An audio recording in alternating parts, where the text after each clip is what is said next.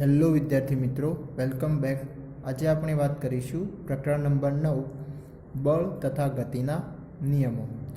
હવે આ જે ચેપ્ટર છે ભૌતિક વિજ્ઞાનનું પ્રકરણ થઈ જશે, બરાબર. આના પહેલાં જે ભૌતિક વિજ્ઞાનનું ચેપ્ટર જોયું હતું એ કયું હતું? ગતિ હતું, બરાબર. તો અહીંયા પણ આપણે કંઈક ગતિના નિયમો ભણવાના છે જે ન્યૂટને આપેલા છે, બરાબર. એની સાથે બળની કેટલીક માહિતી આપણને મેળવવાની છે.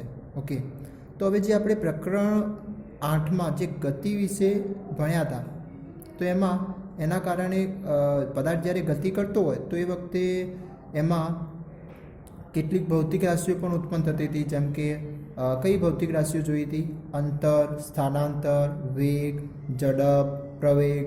ઓકે, તો આ પ્રકારની ભૌતિક રાશિઓ એમાં ઉત્પન્ન થતી હતી, જેના વિશે આપણે ચર્ચા કરી. પરંતુ ત્યાં આગળ આપણે એટલું એ જાણ્યું નહોતું કે ભાઈ આ પદાર્થ જ્યારે ગતિ કરે છે તો એ ગતિ કરવાનું કારણ શું, બરાબર. અથવા તો જે સમયની સાથે વસ્તુ અથવા પદાર્થની જે ઝડપમાં ફેરફાર થાય છે તો એ ફેરફાર થવા પાછળનું કારણ શું. ઓકે, અથવા તો એ ગતિ કરવા માટે એવું તે કયું પરિબળ એના સાથે જવાબદાર છે, તો એના વિશે આપણે અહીંયા ચર્ચા કરવાની છે. અને એ બીજું કોઈ પરિબળ નહીં પરંતુ કયું છે? બળ. ઠીક છે.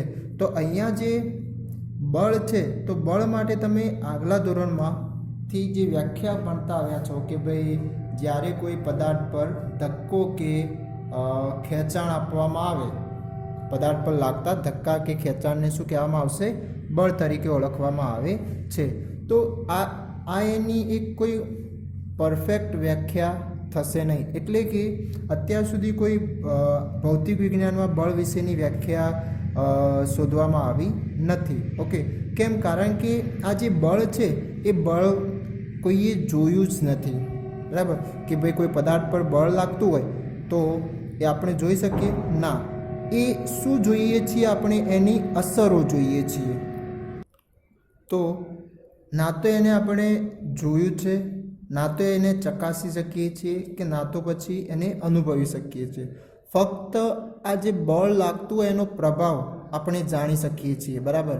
અથવા તો એને અનુભવી શકીએ. કઈ રીતના? જેમ કે આ પેન જ છે, તો પેન ઉપર મેં આ ધક્કો લગાવ્યો, બરાબર. તો આ ધક્કો લગાવતા શું થાય છે? એ ગતિમાં આવશે, બરાબર. તો આ એક શું થયું કે ભાઈ ગતિમાં આવ્યું. કોના કારણે? બળ આપવાના કારણે. પરંતુ એ બળ કયા સ્વરૂપમાં છે? તો એક ધક્કા સ્વરૂપમાં. ઓકે, અથવા તો એને આપણે આમ આપણી તરફ ખેંચીએ તો એ એક ખેંચાણવાળી અસર થઈ, બરાબર. તો એના કારણે એ શું થાય છે?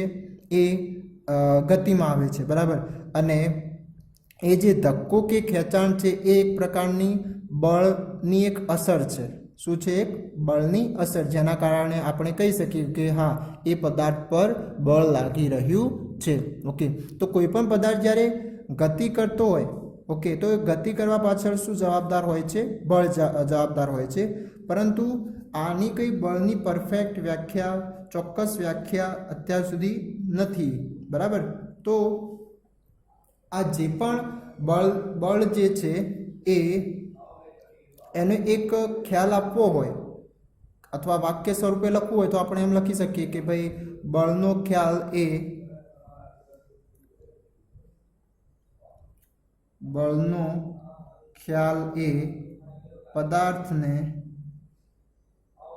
પદાર્થને ખેંચવા,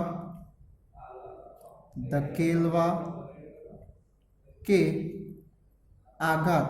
હવે આ આઘાત શું છે?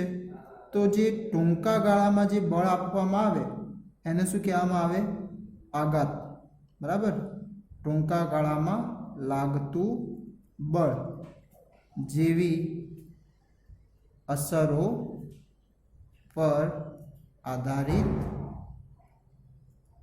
છે, બરાબર.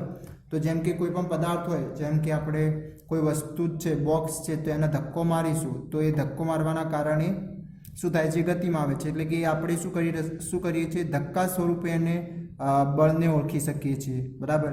એની સાથે બીજું કે કોઈ કબાટ જ હોય અથવા કોઈ બોક્સ હોય તો એને આપણી તરફ ખેંચીએ તો એક પ્રકારનું શું કરીએ છીએ? ખેંચાણવાળું બળ આપી રહ્યા છે. એટલે કે ખેંચવાની અસર ત્યાં આગળ આપણે જોઈ શકીએ છીએ. ઓકે, અને જે ટૂંકા ગાળામાં એટલે કે પદાર્થ પર માન લો કે આ સ્થિર છે તો આને આ થોડા સમય માટે બળ આપ્યું અને પછી છોડી દીધું. ઓકે, તો આ એક શું થઈ ગયું? ટૂંકા ગાળામાં લાગતું બળ. તો એને બીજો કયા સ્વરૂપે કહી શકાય?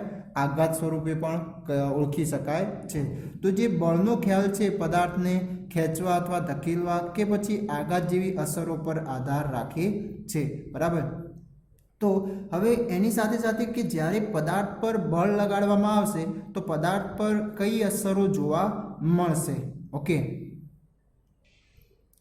તો એ આપણે જોઈએ શું કે પદાર્થ પર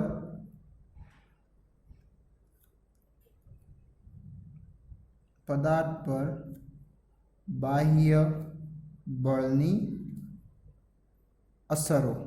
ઓકે, તો હવે જ્યારે પદાર્થ પર બાહ્ય બળ આપવામાં આવે છે તો એના અંદર કઈ કઈ અસરો જોઈ શકાય?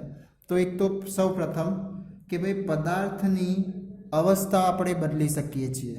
હવે અવસ્થા એટલે શું? કે પદાર્થની અવસ્થામાં બદલાવ માટે. હવે જેમ કે કોઈ પદાર્થ સ્થિર હોય તો આ જેમ પેન જ છે તો પેન હાલ સ્થિર સ્થિતિમાં છે. બરાબર, સ્થિર અવસ્થામાં છે. ઓકે, તો હવે હું એને બળ આપીશ તો એ શું કરશે? ગતિમાં આવશે. ઓકે, અથવા તો કોઈ પદાર્થ ગતિમાં હોય તો ગતિમાં હોય ને એને ગતિ અવરોધતું બળ મળે તો એ શું થઈ જશે? સ્થિર થઈ જશે. બરાબર. તો આવી જે પદાર્થ જો સ્થિર સ્થિતિમાં હોય તો એને ગતિમાં લાવવા માટે અથવા તો ગતિમાં હોય તો એને સ્થિર કરવા માટે આપણે શું કરીએ છીએ? બળ આપીએ છીએ. અને કેવું? બાહ્ય બળ આપીએ છીએ. ઓકે, તો આ જે અવસ્થાઓ છે સ્થિરમાંથી ગતિમાં અથવા તો ગતિમાંથી સ્થિર, તો એ અવસ્થાઓ બદલવા માટે આપણે આ બળની અસર આપીએ છીએ. ઓકે, એ પછી ધક્કો કે ખેંચાણ કોઈ પણ હોઈ શકે છે. બરાબર. એની સાથે બીજું કે જે પદાર્થની દિશા પણ બદલી શકાય છે. પદાર્થની દિશા બદલવા માટે. ઓકે, જેમ કે આપણે કોઈ પણ ગાડી વગેરે હોય તો એ કોઈ વળાંક વળવો હોય અથવા તો એની દિશા બદલવી હોય તો એ આપણે શું કરીએ? સ્ટેરિંગ દ્વારા એની વાહનની ગતિની દિશા બદલીએ છીએ. અથવા તો જે તમે ક્રિકેટ રમો છો તો ક્રિકેટમાં જે બોલ આવે છે તો બોલને બેટ દ્વારા ફટકારીને એની દિશા પણ શું કરવામાં આવે છે? બદલવામાં આવે છે. બરાબર. તો એ બેટ દ્વારા આપણે શું કરી રહ્યા છીએ? બળ આપી રહ્યા છીએ. બરાબર. અથવા તો ફૂટબોલમાં જે ફૂટબોલ છે એને કિક મારવાથી એની પણ શું કરવામાં આવે છે? દિશા બદલવામાં આવે છે. બરાબર. તો બીજું કે પદાર્થની દિશા બદલવા માટે.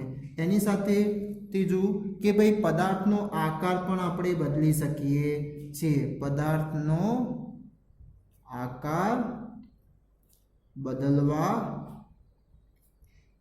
માટે. ઓકે, તો કઈ રીતના આકાર? એટલે કે જેમ કે દડો છે અથવા તો ફુગ્ગો છે તો ફુગ્ગામાં હવા ભરીને આપણે બંને બાજુથી દબાવતા શું થશે? એના આકારમાં અથવા તો એના પરિમાણમાં પણ, પરિમાણ એટલે કે કદમાં પણ એમાં ફેરફાર થાય છે. ઓકે, આકાર પણ એનો બદલાશે અને એનું પરિમાણ એટલે કે કદ પણ શું થઈ જશે? બદલાઈ જશે.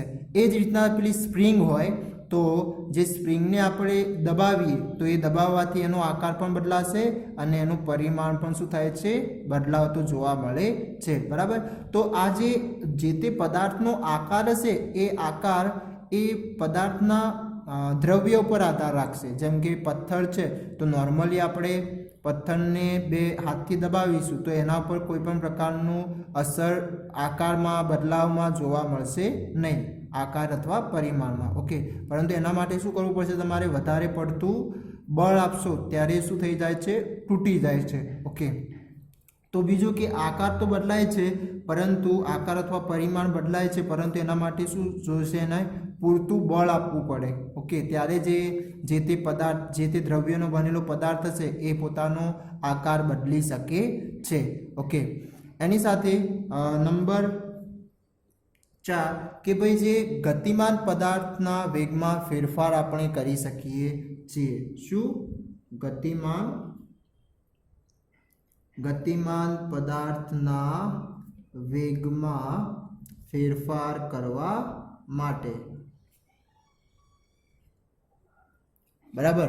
તો હવે જે આ ગતિમાન પદાર્થ કઈ રીતના, એટલે કે કોઈ પણ પદાર્થ પહેલેથી ગતિમાં હોય તો એના વેગમાં આપણે વધારો પણ કરી શકીએ છીએ બળ લગાડીને, અથવા તો એ વેગમાં ઘટાડો કરવો હોય તો પણ આપણે શું કરવું પડશે, એ ગતિ વિરોધી બળ આપવું પડશે. બરાબર, જેના કારણે એના વેગમાં શું થશે, ઘટાડો થતો જોવા મળશે. જેમ કે આપણે કોઈ ગાડી છે તો ગાડીને સ્થિર કરવી છે તો આપણે શું કરીએ છીએ, બ્રેક મારીએ છીએ. તો બ્રેક મારવાથી શું થશે, એના વેગમાં ઘટાડો થશે. ઓકે, અને જો એની ઝડપમાં વધારો કરવો હોય તો એક્સેલરેટ કરીએ છીએ. બરાબર, તો એના વેગમાં શું થાય છે, વધારો થાય છે. અથવા તો સામાન્ય ઉદાહરણ કહીએ, જો દડો છે તો દડાને આપણે જે પહેલાંથી જ ગતિમાં હોય અને એ ગતિની દિશામાં જ આપણે જો એ દડાને બળ આપીએ અથવા તો લાત મારીએ તો શું થશે, એના વેગમાં વધારો થશે. બરાબર, એની સાથે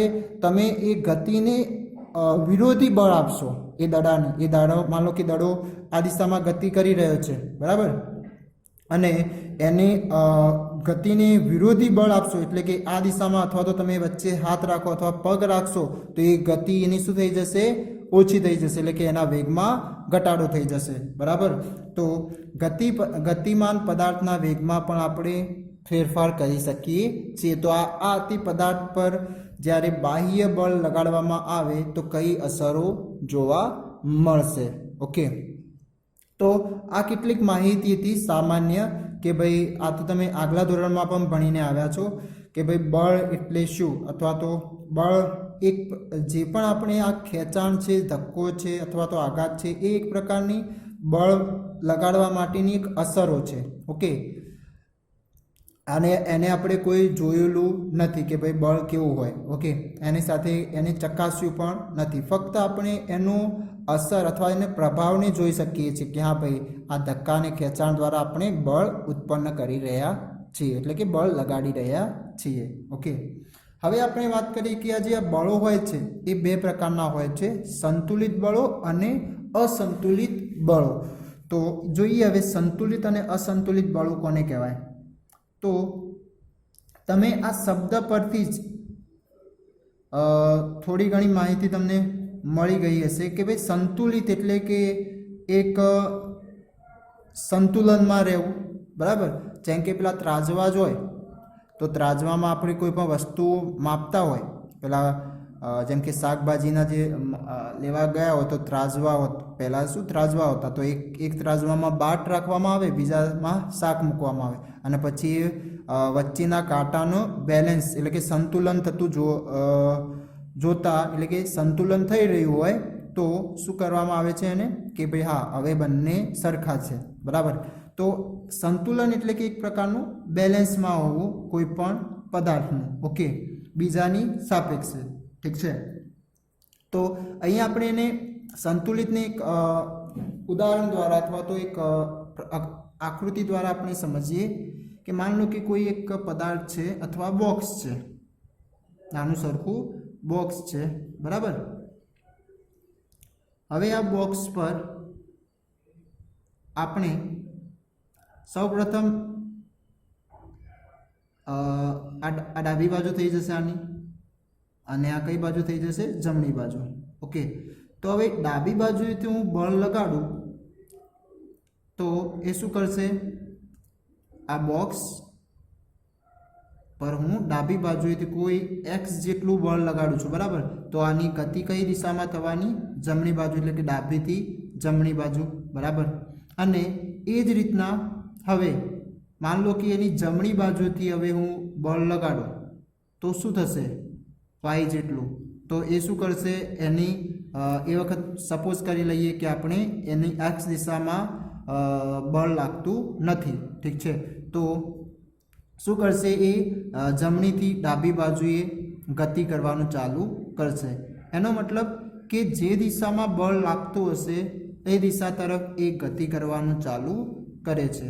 ઓકે, એની સાથે સાથે બીજું કે માન લો કે આ બંને બળ છે એ સમાન લાગી રહ્યા હોય, કેટલા સમાન મૂલ્યના હોય. ઓકે, તો શું આ બોક્સ ઉપર કઈ અસર જોવા મળશે, શું બોક્સ ગતિ કરશે કે સ્થિર સ્થિતિમાં રહેશે.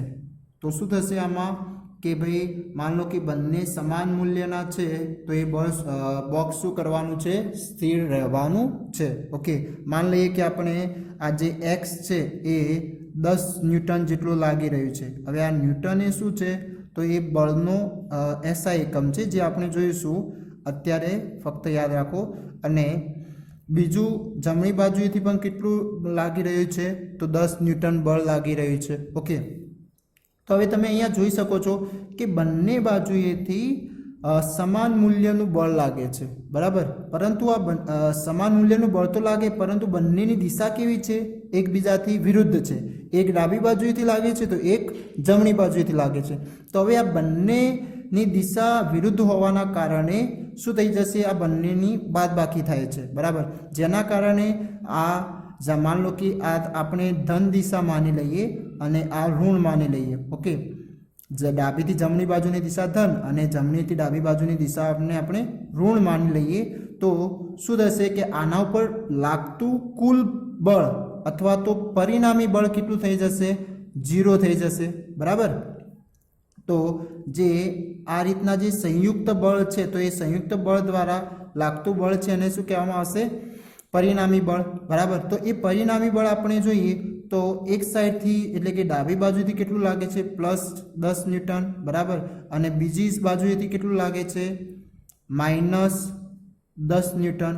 ઓકે, જેના કારણે બંને શું થઈ જશે, એકબીજાના એટલે કે પરિણામી બળ છે એનું મૂલ્ય કેટલું આવતું રહેશે, 0 ન્યૂટન. કેમ? કારણ કે એ બંનેની દિશા કેવીથી વિરુદ્ધ હતી. હવે આ બળ એક પ્રકારનું કેવી રાશિ છે, તો સદિશ રાશિ છે. કારણ કે બળ એ પોતાના મૂલ્યની સાથે દિશા પણ બતાવે છે. જેમ કે આપણે જોઈએ કે ડાબીથી જમણી અથવા તો જમણીથી ડાબી, તો એ શું કરે છે, તમે કઈ દિશામાં બળ આપી રહ્યા છો એ દિશામાં પદાર્થની ગતિ થશે. ઓકે, જેના કારણે અહીંયા જે પરિણામી બળ છે એ આપણને કેવું મળે છે, 0 મળે છે. જેથી પદાર્થ શું જોવા મળશે આપણને, જો પહેલેથી સ્થિર સ્થિતિમાં હશે તો એ સ્થિર જોવા મળે છે. અને માન લો કે તમે કોઈ ગતિ કરાવી રહ્યા છો, બરાબર. માન લો કે આ બોક્સ પહેલેથી જ ગતિમાં હોય અને એના ઉપર પરિણામી બળ ઉપર જે સમાન મૂલ્યનું લાગતું હોય તો એ પદાર્થ શું કરશે, એ વખતે પણ ગતિમાં જ રહેશે. એટલે કે જ્યારે પણ આ રીતનું પરિણામી બળનું મૂલ્ય 0 હશે તો એ વખતે પદાર્થ જે હશે એ સ્થિર સ્થિતિમાં હશે તો એ સ્થિર સ્થિતિમાં જ રહે છે, અથવા તો ગતિમાં હોય તો એ પોતાની ગતિ ચાલુ રાખે છે, બરાબર. તો સંતુલિત બળની વ્યાખ્યા કરવી હોય તો કંઈક આપણે આ રીતના કરી શકીએ કે કોઈ પદાર્થ પર લગાડવામાં આવેલા સંયુક્ત બળોની અસર હેઠળ જો પદાર્થ સ્થિર અથવા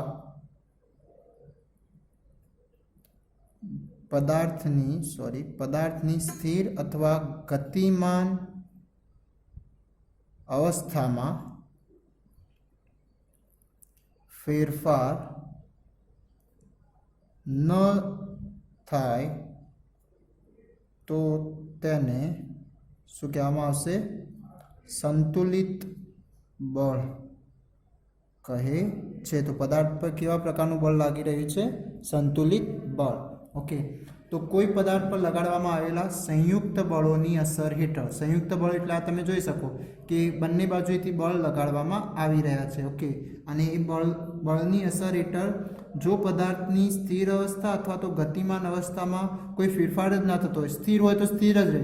અને માન લો કે માન લો કે 10 મીટર પ્રતિ સેકન્ડથી એક ગતિ કરી રહ્યું છે અચળ ઝડપથી, બરાબર. તો એની ઝડપ કેવી રહેશે, અચળ જ રહેશે, બરાબર. તો એ દરમિયાન જે એના પર બળ લાગી રહ્યું છે એકચ્યુઅલી કયું બળ લાગી રહ્યું છે, સંતુલિત બળ લાગી રહ્યું છે. ઓકે, તો આવી જે બળ લાગે છે એને શું કહેવાશે, સંતુલિત બળ તરીકે ઓળખવામાં આવે છે. ઓકે, અને એની સાથે આ સંતુલિત બળનું જે પરિણામી બળ હોય છે પરિણામી બળ, તો પરિણામી બળનું મૂલ્ય કેટલું મળશે આપણને? તો પરિણામી બળનું મૂલ્ય 0 મળશે. પરિણામી બળનું મૂલ્ય 0 હોય છે. એ પછી કેટલાય પ્રકારના, માન લો કે કેટલાય એના પર બળ લાગતા હોય તો એનું પરિણામી બળનું મૂલ્ય 0 થઈ જતું હોય તો એને શું કહેવામાં આવશે? સંતુલિત બળ તરીકે ઓળખવામાં આવશે. તો હવે એ જ રીતના અસંતુલિત બળ માટે આપણે વાત કરીએ તો અસંતુલિત બળમાં હવે આપણે માન લો કે કોઈ એક બાજુએ બળનો વધારો કરી દઈએ, એટલે કે આપણે હવે ધારી લઈએ કે જે ડાબી બાજુ છે, ડાબી બાજુએથી કંઈક બે પ્રકારે બળ મળી રહ્યા છે. ઓકે, જેમ કે આ તો એક્સ આ 10 ન્યૂટન અને આ પણ આપણે માન લઈએ 10 ન્યૂટન, આ ઝેડ. ઓકે, અને અહીંયા પણ કેટલું છે? 10 ન્યૂટન. તો હવે તમે જોઈ શકો છો કે હવે કઈ બાજુએ બળનું મૂલ્ય વધારે છે, બરાબર? તો તમે જોઈ શકો કે ડાબી બાજુએથી બળનું મૂલ્ય કેટલું મળી રહ્યું છે? વધારે મળી રહ્યું. કેમ? કારણ કે તમે આ ભણીને આવ્યા કે ભાઈ એક જ બાજુએથી બળ મળતા હોય, એકથી વધારે બળ, બરાબર, તો એ બળોનો શું થાય? સરવાળો થાય. ઓકે, તો હવે આ એક જ બાજુએ બે એક્સ અને ઝેડ નામના બળ મળી રહ્યા છે, તો આ બંને બળોનો શું થશે? સરવાળો, બરાબર. પરંતુ વાય પ્રકારનું બળ એ ક્યાંથી મળી રહ્યું છે? એની વિરુદ્ધ બાજુએથી. તો પછી આ બંને બળોમાંથી એની શું થશે? બાદબાકી થશે. તો 20 ન્યૂટનમાંથી 10 ન્યૂટન થાય તો કેટલા ન્યૂટન? તો 10 ન્યૂટન રહેશે, બરાબર. તો જે પરિણામી બળનું મૂલ્ય મળે છે એ આપણને કેવું મળે છે? કંઈક અલગ, એટલે કે 0 ન્યૂટન મળતું નથી. તો અહીંયા તમે ડાબી બાજુ એટલે કે 10 ન્યૂટન પ્લસ 10 ન્યૂટન, બરાબર. ઓકે, અને એના બાદ માઇનસ 10 ન્યૂટન. હવે આ શું હતું? કારણ કે વિરુદ્ધ બાજુએથી લાગી રહ્યું છે, તો શું થઈ જશે? 20 ન્યૂટન માઇનસ 10 ન્યૂટન, જેના કારણે કેટલું મળી જશે આપણને? 10 ન્યૂટન. અને એ પણ કેવું? પ્લસ મળી રહ્યું છે. કેમ? કારણ કે તમે જોઈ શકો છો કે આ બંનેની જે સંજ્ઞા આવશે એ કેવી આવશે? પ્લસ આવશે. માન લો કે અહીંયાથી તમે આને માઇનસ લીધું હતું, આને જો માઇનસ લીધું હોત તો શું આવત? અહીંયા માઇનસ થઈ જાત અને અહીંયા પ્લસ. તો અહીંયા જે પરિણામી બળ મૂલ્ય બળ હતું એક શું મળત? Minus 10 newton. એનો મતલબ આ માઇનસ એ શું બતાવે છે? દિશા બતાવે છે કે ભાઈ કઈ દિશા? ડાબીથી જમણી બાજુ. જો અહીંયા માઇનસ આપણે લીધું હોત તો. સમજાઈ રહ્યું છે? ઓકે, તો અહીંયા જે પરિણામી બળ મળે છે એ આપણને 0 નહીં પરંતુ કંઈક અલગ મળે છે, બરાબર. તો અહીંયા તમે જોઈ શકો કે પરિણામી બળનું મૂલ્ય 0 નથી. ક્યારે આવું થશે? કે જ્યારે પદાર્થ પર અસંતુલિત બળ લાગતું હશે ત્યારે. ઓકે, અથવા તો આપણે આનાથી એવું પણ બોલી શકીએ કે જ્યારે પદાર્થનું પરિણામી બળ 0 ન હોય તો એવા બળને પછી શું કહી શકાય? અસંતુલિત બળ કહી શકાય છે. અને અસંતુલિત બળ દરમિયાન પદાર્થની ગતિની અવસ્થામાં શું થશે? ફેરફાર થશે, એટલે કે એના વેગમાં વધારો ઘટાડો થઈ શકે છે. ઓકે, તો હવે આની વ્યાખ્યા આપવી હોય તો કંઈક આ રીતના આપણે લખી શકીએ. તો કે ભાઈ કોઈ પદાર્થ પર લગાડવામાં આમાં ફક્ત કેટલો ફેરફાર થશે? જે આપણે સંયુક્ત બળની વ્યાખ્યા જોઈ હતી કે ભાઈ કોઈ પદાર્થ પર લગાડવામાં આવેલા સંયુક્ત બળોની અસર હેઠળ. સંયુક્ત કેમ શબ્દ વાપરી રહ્યા છીએ આપણે? કારણ કે આના પર એકથી વધારે બળ લાગી રહ્યા છે. ઓકે, તો અસર હેઠળ જો પદાર્થની અવસ્થામાં અથવા તો એના વેગમાં ફેરફાર થાય. અહીંયા શું હતું? એને ગતિમાન અવસ્થામાં અથવા સ્થિર અવસ્થામાં કોઈ ફેરફાર થતો ન હતો. અહીંયા શું થશે? ફેરફાર થશે. તો એવા બળને તો તેને શું કહેવામાં આવશે? સંતુલિત બળ કહે છે. અને એ દરમિયાન એનું પરિણામી બળનું મૂલ્ય 0 હોતું નથી. આ ટૂંકમાં પૂછાઈ શકે કે ભાઈ અસંતુલિત બળ જ્યારે લાગતું હોય ત્યારે એનું પરિણામી બળનું મૂલ્ય કેવું હોય? તો શૂન્ય હોતું નથી, અથવા પરિણામી બળ સંતુલિત બળમાં કેવું હોય છે? તો શૂન્ય હોય છે, બરાબર. તો આ વાત હતી સંતુલિત બળ અને અસંતુલિત બળ માટે. ઓકે, હવે આપણે વાત કરીએ કે જ્યારે કોઈ પદાર્થ હોય, જેમ કે તમે દડો છે તો દડાને કોઈ બળ આપ્યું, તો એ બળ આપવાના કારણે થોડા સમયે ગતિ કરશે અને પછી પાછું શું થઈ જાય છે? એના મેળે સ્થિર થઈ જાય. ઓકે, એટલે કે આપણે પદાર્થને જો ગતિમાં રાખવું હોય તમારે, તો એ શું કરવું પડશે? બળ આપતા જ રહેવું પડશે. ઓકે, તો જે શું થઈ શકે છે?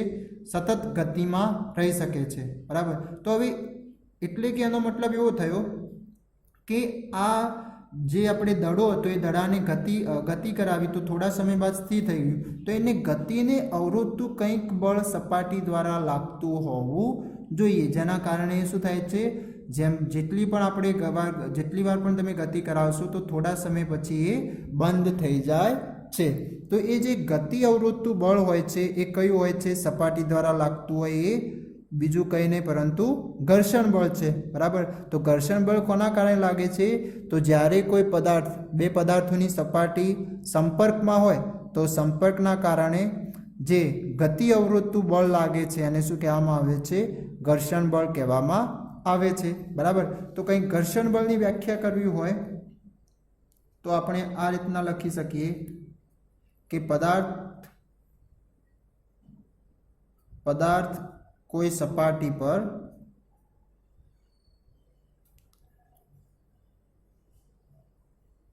ગતિ કરતો હોય તો તે સપાટી દ્વારા